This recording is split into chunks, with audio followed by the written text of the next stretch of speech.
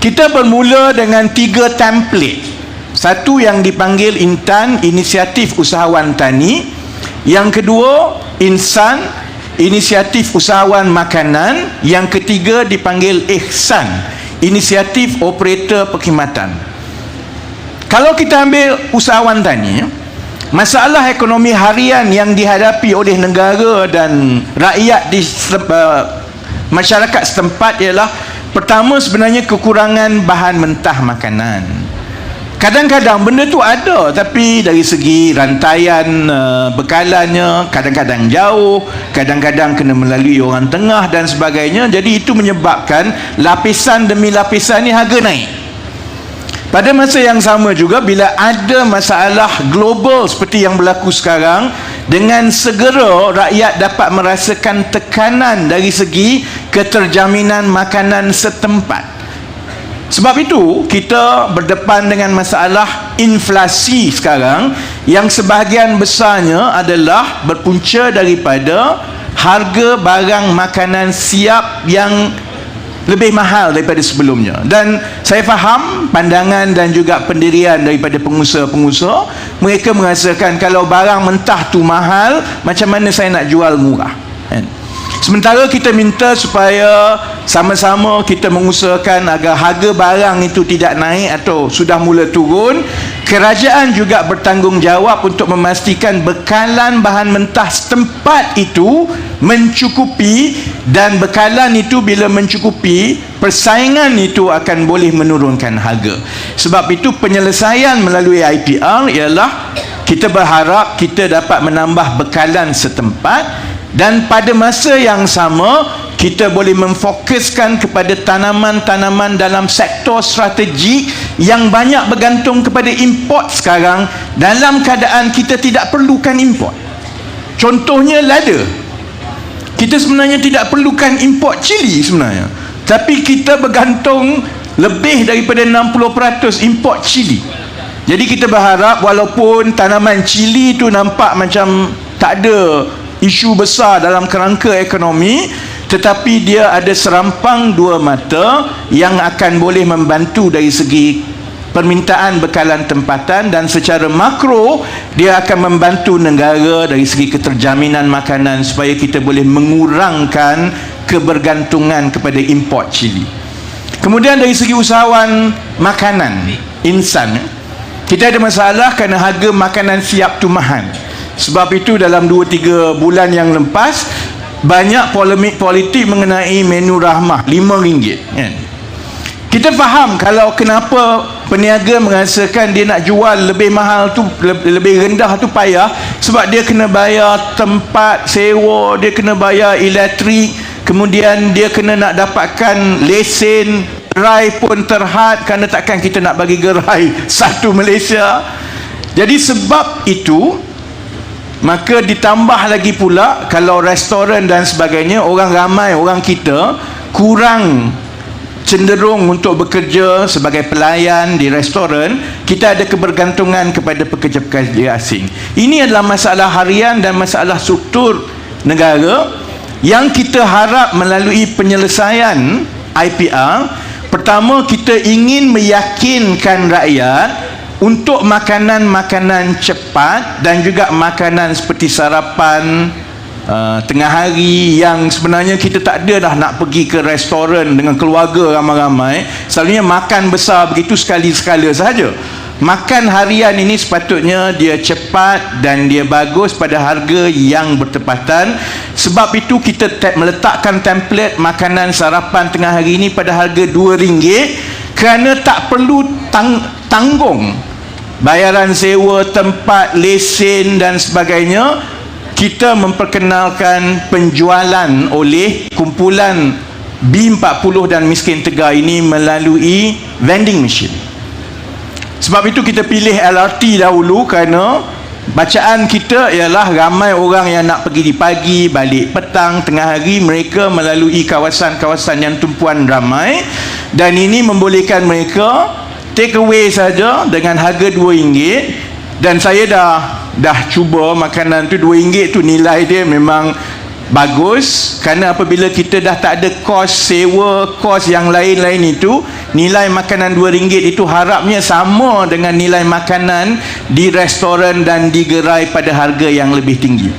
Pada masa yang sama, kita berharap dengan peralihan tabiat pengguna yang boleh menerima membeli makanan siap ini yang diusahakan oleh golongan miskin tegar dan B40, ini akan mengalih tabiat pembeli kepada menggunakan yang berorientasikan mesin. Kerana itu menyelesaikan dua masalah utama. Pertama, kebergantungan kepada pekerja asing, dan yang kedua, kita perlu percepatkan teknologi IoT dan juga teknologi digital kita dengan lebih banyak peralihan kepada penggunaan mesin-mesin seperti ini. Itu akan membuka lebih banyak peluang pekerjaan dalam sektor itu yang boleh menggaji graduan-graduan kita. Dan yang ketiga, contohnya Iksan sukar untuk kita mencari pekerja tempatan dalam bidang-bidang tertentu seperti 3D, difficult, dirty, satu lagi apa dia no? Dangerous. 3D ni payah, orang tak nak kan. Sebab itu kita ada kebergantungan kepada pekerja asing, dan melalui IPR seperti perkara ini telah bermula sedikit sebanyak di Selangor pun ada, di Negeri Sembilan pun ada. Kita memastikan bahawa kita membuka penyeliaan infrastruktur awam, tandas awam, dan harapan kita selepas ini kepada pejabat dan lain sebagainya, kepada penerima-penerima daripada golongan B40 dan juga miskin tegar ini. Kerana selain daripada kita mengatasi kebergantungan kepada pekerja asing itu, kita akan dapat mengubah persepsi rakyat, supaya perkara ini secara perlahan-lahan membantu kita beralih daripada keadaan ekonomi sekarang.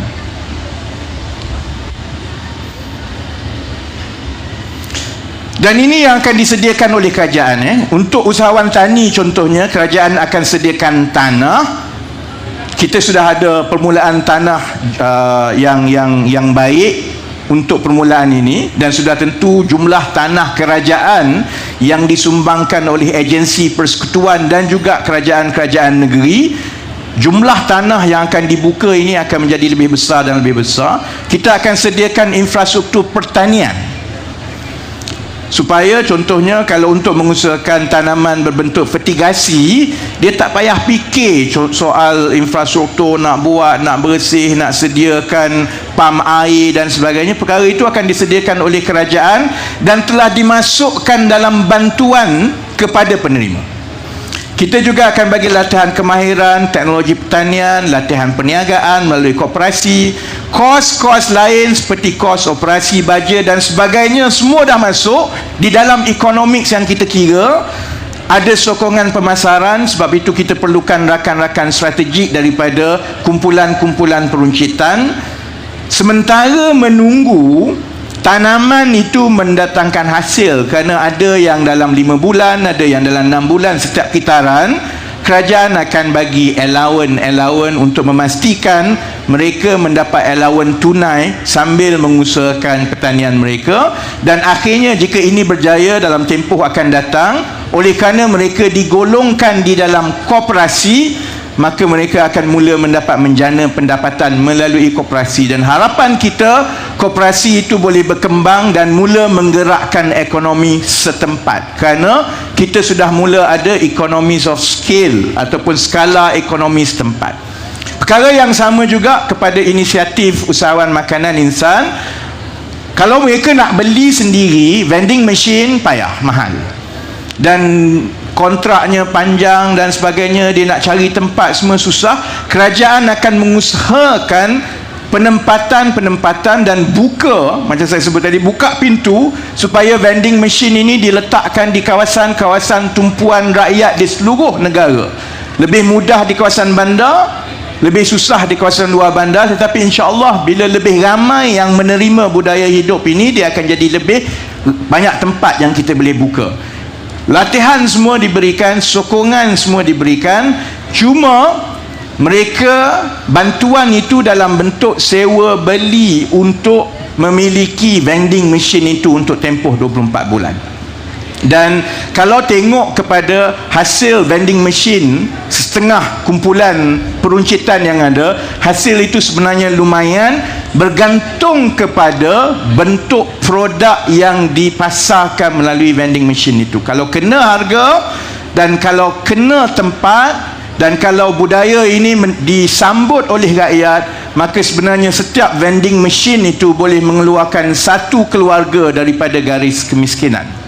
Dan yang ketiga, melalui operasi inisiatif operator perkhidmatan Ihsan, kita akan pastikan kumpulan-kumpulan ini mendapat fasiliti untuk mereka selia dan jaga, dan mengikut tempat, kalau ada kutipan itu yang rendah ataupun bayaran daripada pihak berkuasa tempatan atau agensi kerajaan itu rendah, untuk tempoh 24 bulan kerajaan akan bagi tambahan pendapatan top up supaya mereka mendapat sekitar RM2,000 sebulan yang mengeluarkan mereka daripada garis kemiskinan.